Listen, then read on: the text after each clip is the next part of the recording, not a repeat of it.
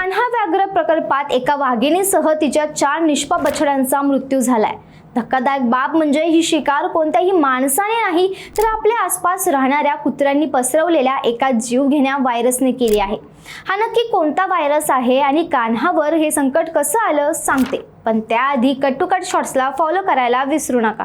कान्हा व्याघ्र प्रकल्पातील T141 वाघीण आणि तिच्या 4 बछड्यांचा जीव कॅनाइन डिस्पेटर व्हायरस म्हणजे CDV या घातक विषाणूने घेतला आहे। हा संसर्ग अभयारण्य शेजारील गावांमधील भटक्या कुत्र्यांमार्फत वाघांपर्यंत पोहोचला। तेव्हा वाघ या कुत्र्यांची शिकार करतात किंवा त्यांच्या संपर्कात येतात तेव्हा लाळ आणि विष्ठेद्वारे हा व्हायरस वाघांच्या शरीरात शिरतो। या आजारांमुळे वाघांना भूक लागत नाही आणि फुफ्फुसांचा गंभीर संसर्ग होऊन त्यांना न्यूमोनिया होतो।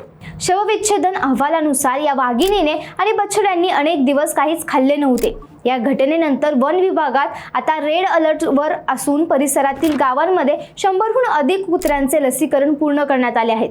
वाघांना वाचवण्यासाठी आता जंगलाभोवतीची पाळीव प्राण्यांचे आरोग्य जपणे देखील महत्त्वाचं झालं आहे। वन्यजीवाच्या संरक्षणासाठी केवळ जंगल वाचवणं पुरेसं नाहीये, तर त्यांच्या संपर्कात येणाऱ्या पाळीव प्राण्यांचं आरोग्य जपणंही एक मोठं आव्हान आहे।